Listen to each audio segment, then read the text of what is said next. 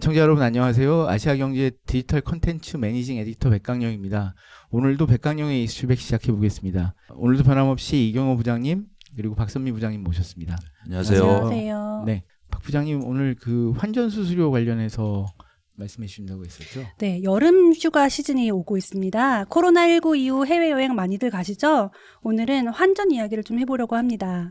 오늘 보니까 요즘에 계속 달러가 강세를 이어가면서 지금 한 1,300원대 환율을 좀 계속 유지하고 있는 상황이란 말이에요. 그러면 환전 부담을 좀 줄일 수 있는 방법에는 뭐가 있을까? 요거를 한번 생각을 해봤어요. 백 에디터는 미국이나 유럽 일주일 정도 여행을 간다고 생각을 하면 가서 쓸 돈 어떻게 가져가실 거예요? 집사람한테 말해서 가져오라고 합니다. 보통 해외여행을 간다고 하면 두 가지로 나뉩니다. 첫 번째는 쓸 돈을 이제 현장에서 쓸 돈을 은행 창구에 가서 환율 우대를 받아서 현지 통화로 환전을 해서 이렇게 복대에 차거나 지갑에 가져가는 형식이고요. 상당히 전통적인 방법이네요. 그쵸.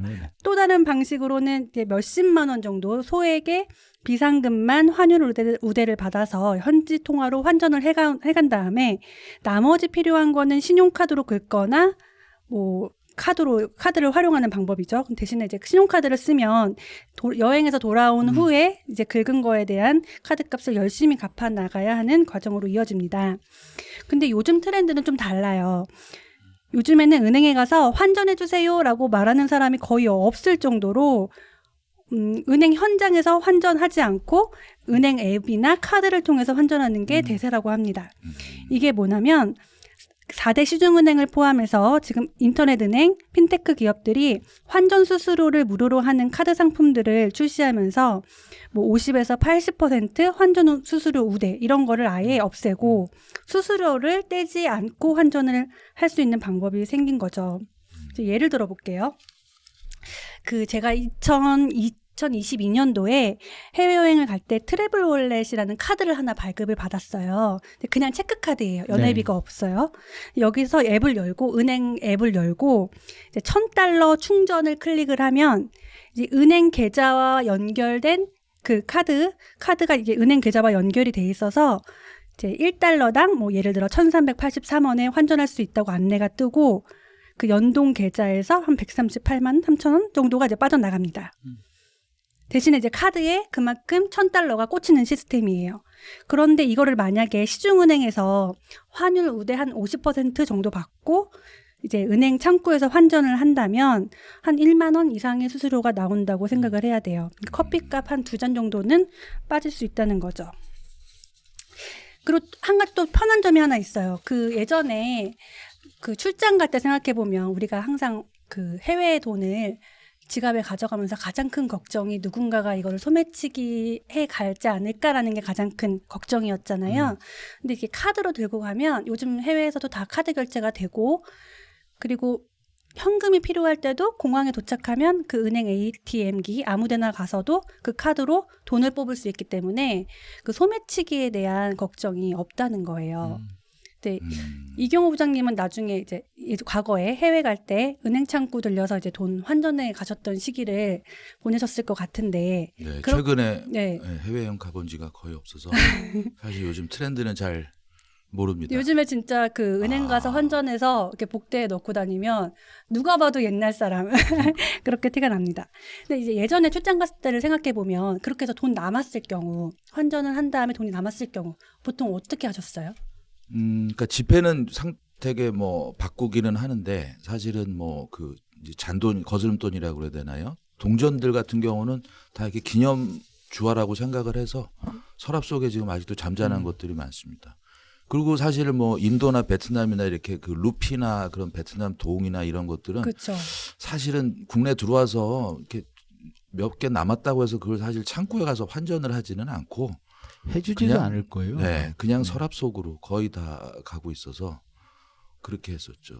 제가 아까 외국 돈 어떻게 바꾸냐 물어보셨을 때 와이프한테 얘기한다는 게 거짓말이 아니고 저희 와이프가 은행원이었는데 외환 업무를 한 20-30년 하고 이제 퇴직을 했습니다. 그래서 그런 거는 그쪽에 맡기는 게 편해서 저는 계속 와이프한테 일본 혹은 미국 돈을 바꿔서 가자라고 얘기를 하고 그렇게 했었는데 이게 생각해 보면은 그 은행의 제일 큰 수익 중에 하나가 환전 수수료였어요.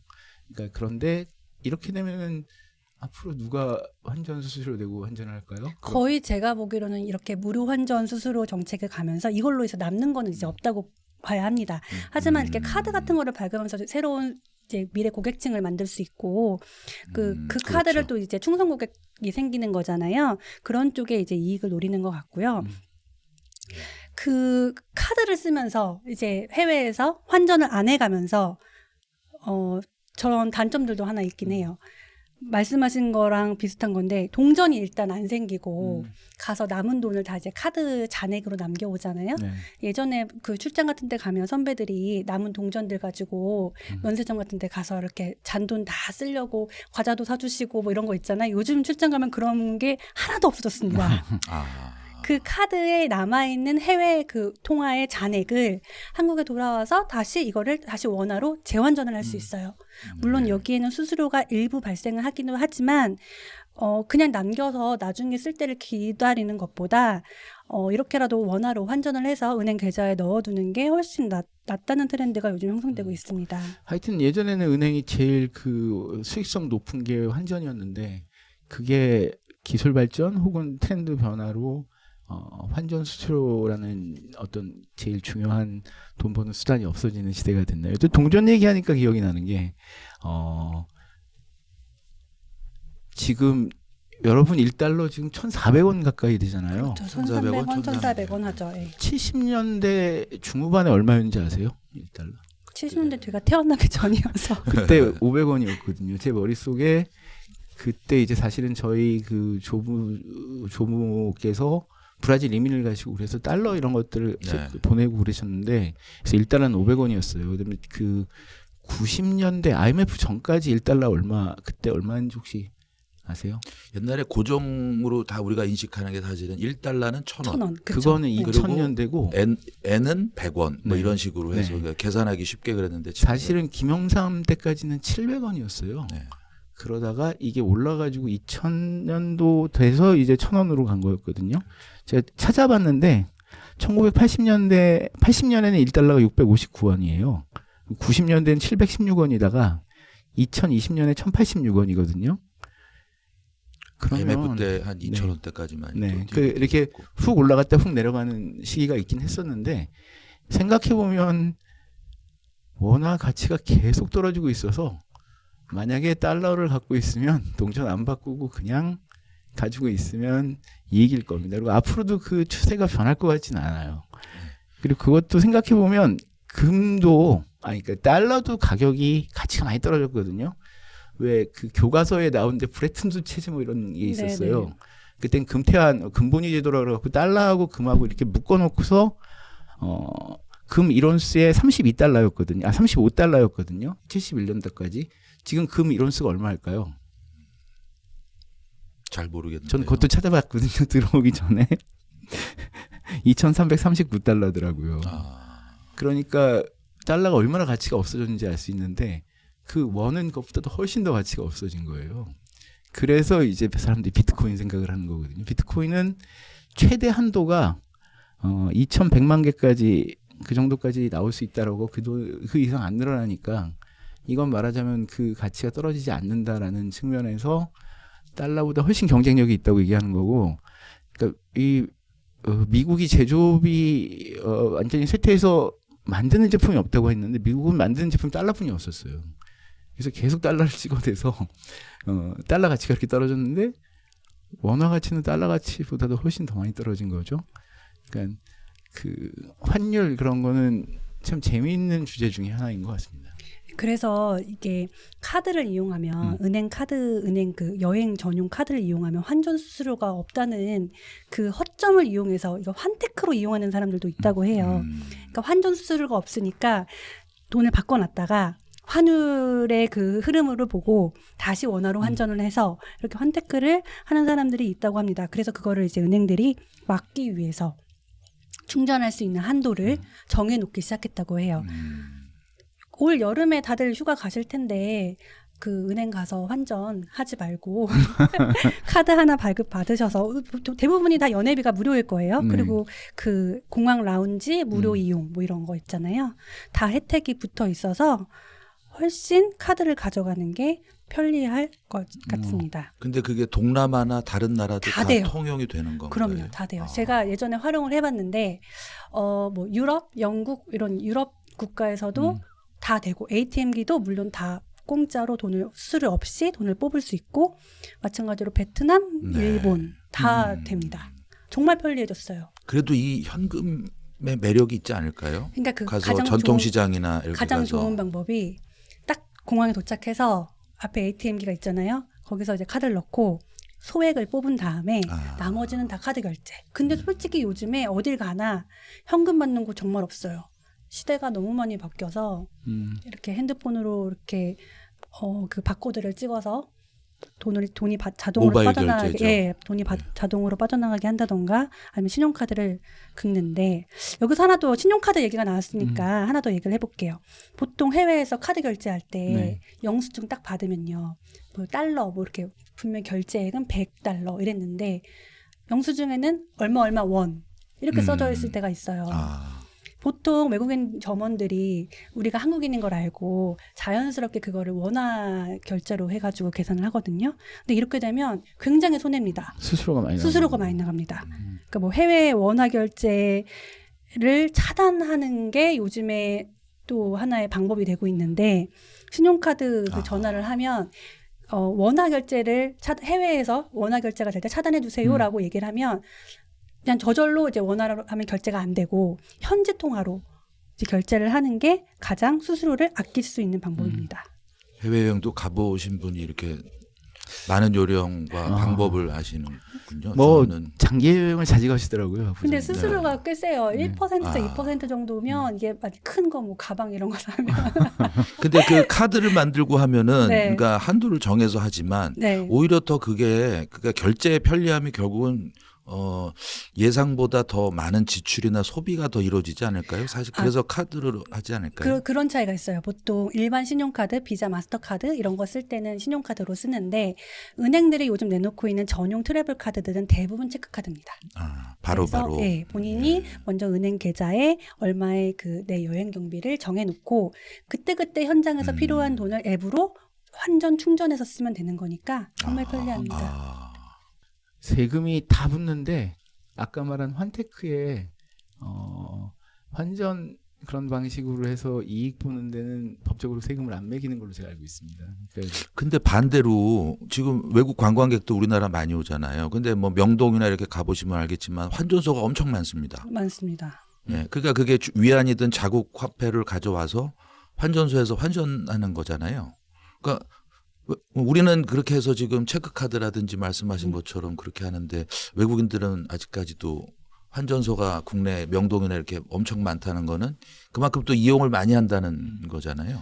사실은 그 환전소의 전성기는 90년대였고 지금 예전 그 암달러상이라고 하죠. 네. 그래서 이제 외환관리법 이런 것 때문에 환전소로 합법화되고 하고 뭐 그다음에 그게 제일 좋았을 땐 90년대인데 그때는 해외 여행 자유와 뭐 이런 것들이 막 겹쳐서 굉장히 많았다가 지금은 많이 줄어들고 외국 사람들도 돈 아끼고 그런 건 참 민감하잖아요. 그러니까 그렇죠. 지금 하는 사람이 많이 줄어서 그나마 명동 그 쪽에도 사람이 굉장히 환율 아니 뭐라고 아까 했죠? 환전소 같은 환전소가 굉장히 줄어든 거라고 그래서 이제 저는 이제 을지로나 명동 이렇게 편의점 같은 곳에 가보면 요새 이제 외국인들이 국내 관광에서 사실은 소비 패턴이 많이 줄었다고 하더라고요. 가성비를 찾는 바람에 그러니까 면세업계도 잘 안 된다고 하더라고요. 고가나 이런 거 안 하고 편의점에서 이렇게 줄을 쭉 씁니다. 그럼 외국 관광객들은 거의 100%가 다 현금을 내요. 그래서 대기줄이 길어질 수밖에 없습니다. 음료수 하나 사는데 우리나라는 다 카드로 하지 않습니까? 그렇죠. 카드로 금방 하는데 외국인이 한 2, 3천 원짜리를 사고 돈을 찾아야 되잖아요. 근데 5만 원짜리를 냅니다. 그러면 4만 원 얼마를 그 100원짜리까지 거슬러 줘야 되니까 오히려 그게 시간이 또 많이 걸리더라고요. 아직 해외에 소문이 잘 안 났나 봐요. 우리나라가 이제 신용카드로 결제가 엄청 잘 되는 나라라는 그러면 게. 이제 해외에서 한국에서도 그냥 뭐 예컨대 그런 거죠. 체크카드를 써라. 뭐 이런 식으로 해서 또뭐 반대로 또 그래서 환전 부담도 없애고 그럴 수도 있을 것 같습니다. 제가 해외여행을 안 가봤는데 한번 조만간 갈 때 꼭 한번 이용을 하면 되겠네요. 네. 다음에는 갔다 와서 그 얘기를 한번 들려주시죠. 네. 실제로 써봤더니 어떻더라. 예. 자, 그러면 다시 이제 이경우 부장님 준비하시죠. 네, 저는 뭐 영원한 주제죠. 영원한 관심사. 로또를 가지고 오늘 한번 얘기를 해보겠습니다. 네. 로또 혹시 다들 좀 한번 정기적으로 사시나요? 아니면 사본 적이 있으시나요? 안 저는 사시나요? 거의 제 돈으로 내고 사본 적은 한 번도 없는 것 같고요. 뭐 같이 돈 모아서 한번 네. 이렇게 돌려서 이렇게 그러니까 긁어보자 네. 그런 정도에 사봤습니다. 긁는 복권 말씀하시는 거죠? 네. 인쇄 복권. 네. 로또요. 음. 로또. 그 로또는 한 번도 사본 적 없습니다. 아, 전 연초에 그 큰절했더니 용돈으로 로또를 껴주셔가지고 근데 로또를 안 사는 이유가 네. 안 사시는 이유가 있을까요? 저는 그래도 정기적으로는 삽니다. 아 그래요? 그게 재미. 확률이 되게 낮지 그렇죠. 않아요? 확률이 네. 800만 분의 1이라고 하거든요. 그 800만 분의 1이면은 그 아주 간단하게 얘기해서 서울 인구가 한 900만 명이거든요. 서울 상공에서 돌 하나 던져서 내가 맞을 확률이고 한 2, 3kg짜리 쌀을 다 풀어 헤칩니다. 그럼 한 7, 800만 개 되거든요. 쌀알을. 그 중에서 하나가 그건데 사실 사는 사람들은 저는 그렇게 생각을 하거든요. 제 입장에서는 800만 분의 1이 아니고 50%입니다. 1등이 되냐 안 되냐. 그 희망에 계속 그거잖아요. 꾸준히 사시는 거고. 긍정왕이시군요. 그렇죠. 그리고 행복한 상상 많이 하지 않습니까? 그럼 매주 사시나요? 네, 저는 고정적으로 매주 삽니다. 저는 안 사는 이유가 제가 평생 뭐 추첨 뽑기 이런 걸 해서 당첨돼 본 적이 한 번도 없어서 나는 안 되는 네. 사람이다. 어차피 안 될 건데 사봤자 저는 이제 부정왕 정도가 되겠습니다. 그래서 안 삽니다. 근데 저는 그것도 들었어요. 복권을 산다고 해서 꼭 잘 되리라는 보장이 없잖아요. 네, 복권을 그렇죠. 샀는데 당첨돼서 회사를 그만뒀어. 근데 그 돈으로 뭐 투자를 했는데 망했어. 혹은 누가 뭐 가족끼리 실랑이가 벌어져서 가족 관계가 안 좋아졌어. 이런 일들이 있기 때문에 그걸 과연 네. 무조건 좋다고 봐야 될까요? 그러니까 저희가 기자지 않습니까? 네. 우리가 뉴스가 나올 때 로또 1등 당첨된 사람 평온하고 가정적으로 잘 살고 있다는 뉴스가 안 되잖아요. 그렇죠.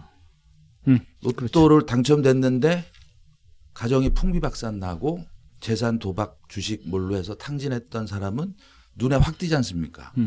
자극적이고 사람들의 관심을 불러일으키죠. 그게 사실은 1등 당첨의 저주 중에 가장 그 출처의 하나입니다. 그게 패가망신 뉴스들. 제가 여태까지 로또 된 사람 중에 제일 가까운 사람은 제가 아는 건 아닌데 언론사에 종사하시는 분이 로또 1등이 돼서 네. 회사를 그만두셨다고 하더라고요. 그러면서 갈 때 자 퇴직금은 너희들끼리 회식하라라고 이렇게 폐척하고 와. 옛날에 그래서- 유명한 얘기 네. 있었죠. 그래서 로또가 되면 퇴직금 정도는 쾌척할 수 있구나라는 그런 생각을 했던 기억이 나고 그 외에는 주변에도 로또 됐다는 사람은 저는 없었던 것 같아요. 그리고 로또 되면은 가장 먼저 이렇게 조사한 것들이 있습니다. 가장 먼저 배우자한테 얘기하고 아니면 가족한테 얘기하는데 2위인가가 가장 먼저 이혼하자고 하는 거 아닌가요? 그럴 수도 있죠.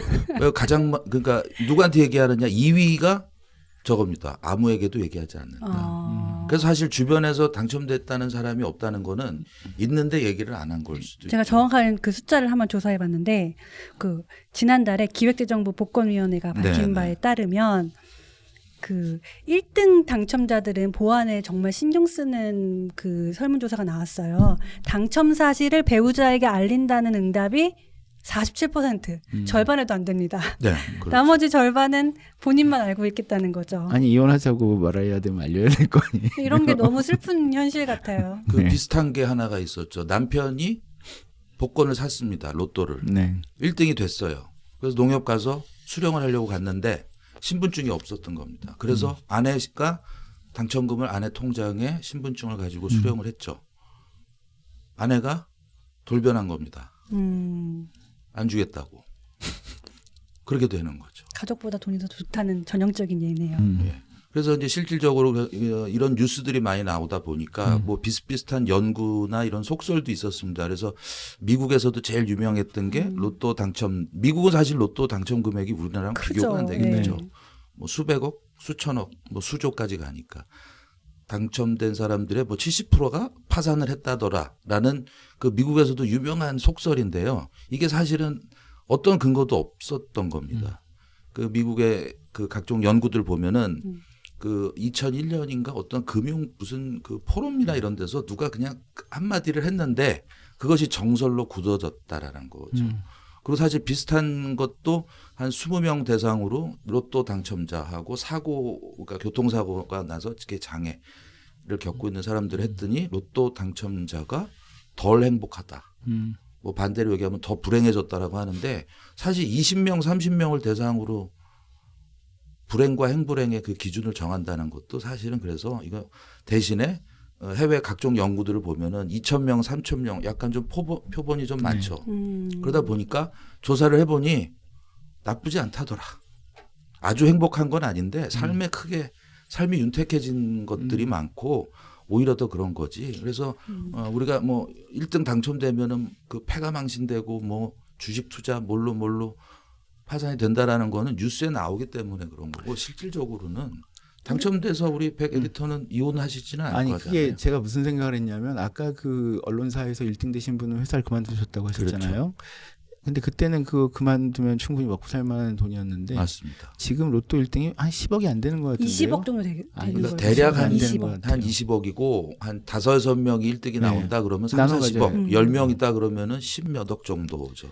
그거 갖고 회사를 그만두고 하기에는 좀 액수 너무 적거든요. 20억이라고 하더라도 세금이 33% 정도 그렇죠. 나가니까 그게 2000년대 초반 막 처음 생겼을 때 20억하고 지금 20억은 전혀 다른 돈이라서. 그러면 실수령액이 14억인데요. 네. 이거 가지고 인생 역전이라고 하기는 그렇고 한 네. 10년, 한 5년 역전이라고 해야 되나요? 서울에서 뭐 노도강 정도 아파트는 충분히 살 수 있는 그렇죠. 돈이지만 마용성은 좀 힘든 돈인 거잖아요. 네, 네. 그러니까 그거 갖고 회사 때려치고 뭐 인생을 뭐 이렇게 다시 설계하고 그건 안 될 것 같으니까 지금은 좀 달라진 것 같아요. 그렇죠. 두 분은 잘 안 사신다고 하지만 사실 로또가 과거에는 2,000원 회당 2,000원 금액이었고 수백억 뭐 700억 몇백억짜리가 있었잖아요. 근데 지금 1,000원으로 낮춰지면서 사실은 이게 그 1등 당첨금이 줄어드는 거거든요. 그리고 과거에 그 누적돼서 수백억 받았던 이유는 2월이 됐습니다. 없으면 다음 회에 그렇죠. 얹어서 주는 당첨자가 거죠. 1등 당첨자가 없으면. 근데 지금은 잘 보시면 2월 됐다는 얘기를 아마 한 번도 못 들으셨을 거예요. 그게 뭐냐면은 너무나 많은 사람들이 산다는 거죠. 너무나 많은 번호 조합이 있어서 2월이 안 되는 겁니다. 그러다 보니 2월이 되면 사실 40억, 50억이 갈 수도 있겠지만 지금은 로또가 사실은 로또가 되지 않아서 그래서 그 뭐 정부에서도 한번 얘기했다가 이제 철회하기도 했죠. 2,000원으로 한번 늘려보냐 아니냐 그렇게. 그래서 그렇게 많은 사람들이 로또를 사는데 로또 판매점은 이렇게 판 금액의 5% 정도를 갖는 것 같아요. 그래서 이제 굉장히 많이 팔리니까 로또 판매점 하는 게 로또다 그런 얘기가 있었어요. 근데 실제로 이제 그 제가 직접 취재하지 않고 취재한 것의 기사를 가지고 데스크를 본 적이 있었는데 월 매출이 한 16억 정도 나온다 그러더라고요. 그러면은 수수료가 한 8,800만 원이고 이제 그 사장님은 뭐라고 얘기했냐면 이건 마케팅이다. 그렇죠. 그러니까 우리 가게에서 1등이 나왔어요를 얼마나 잘 사람들한테 이렇게 알려주고 그럼 그 사람들이 와서 이렇게 또 사고 이걸 하는 거다라고 얘기를 하셨던 기억이 나고 그다음에 과거 자료를 보면은 로또 판매점들이 굉장히 많은데 평균 한 3,700만 원 정도 연수익이 나서 로또 판매점 로또는 아닌 것으로 생각을 하셔야 될 것 같습니다. 그러니까 노원이나 어디 유명한 로또 네. 명당들 있지 몇 군데 않습니까? 있죠. 영등포 이런 데. 사실 눈에 확 띄긴 합니다. 가다 보면은 1등 몇 번 나오고 2등 몇 번, 3등은 아예 의미도 없죠. 네. 그래서 그런 곳은 또 어지간하면 또 줄들을 많이 서고 일부러 찾아가는 사람도 있고 노원구의 유명한 곳은 뭐 전화로도 한다 뭐 택배 우편으로 발송까지 한다라고. 상계 스파라고 이름이 아마 네, 돼 있을 거예요. 거기는 그 로또 판매점 때문에 차들을 하도 대놔서 길이 막힌다는 거잖아요. 네. 그러니까 뭐 그렇게 해서 그분 같은 경우에는 뭐 상당히 돈을 많이 벌 수 있는 거고 월 8,800 정도면 근데 지금은 어떨지 모르겠지만 몇 년 전이었는데 그 정도면 뭐 로또라고 봐도 되겠죠. 네, 대부분의 그런 로또 판매점 하시는 분들은 그 말하자면 차상위 계층에서 판매점들을 이렇게 할 수 있도록 했는데 정부에서 3,700이면 글쎄요, 그러니까 거의 면세에 가까운 액수라서 로또가 사실 그렇게 많은 사람을 행복하게 만들어주지 못하는 것 딱 같아요. 일주일 행복합니다.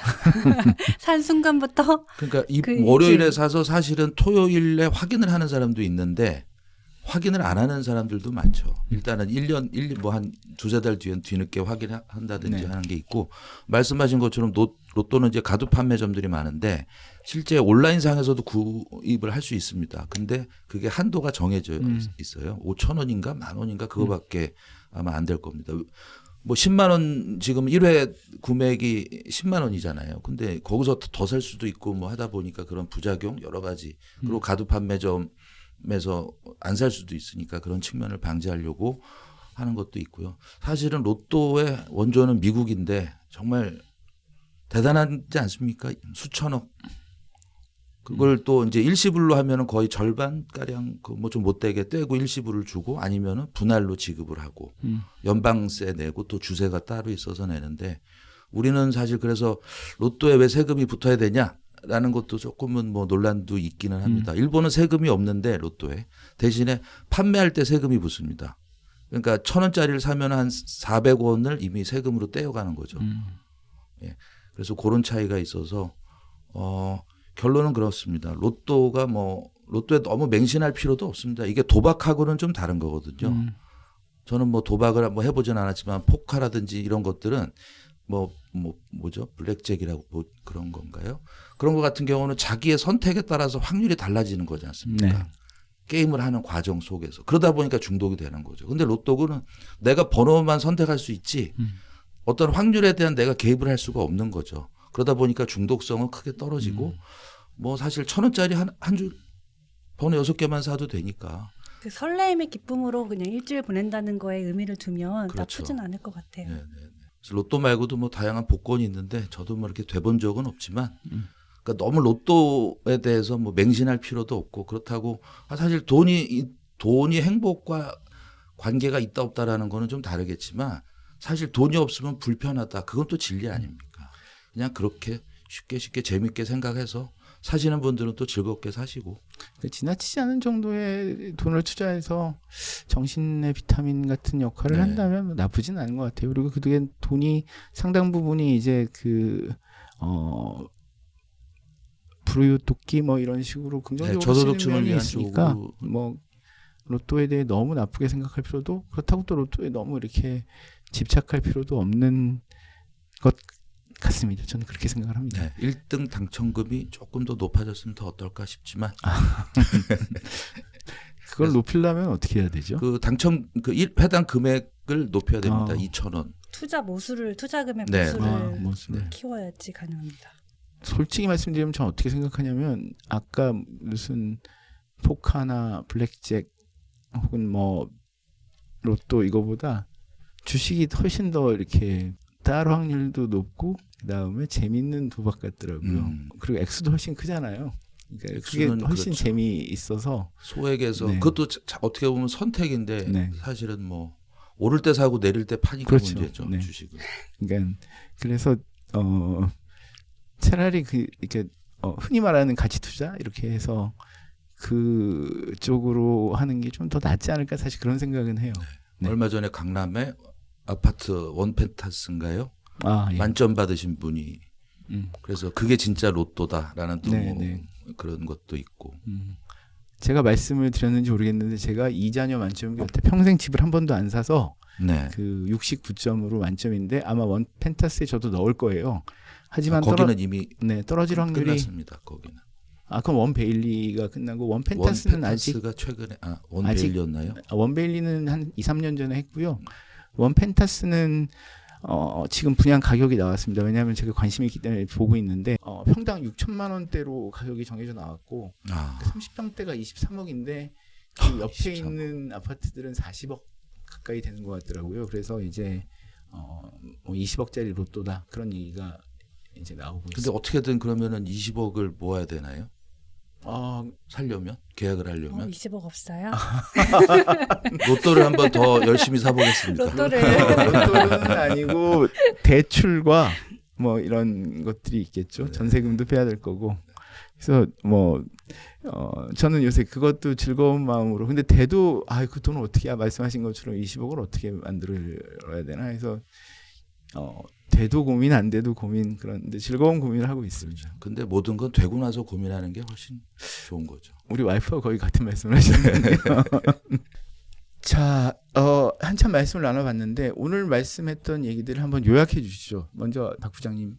네, 저는 요즘 트렌드, 환전 트렌드에 대해서 얘기를 했습니다. 요즘에 은행 창구 가서 환전해서 환전 수수료를 무는 건 요즘 트렌드가 아니다.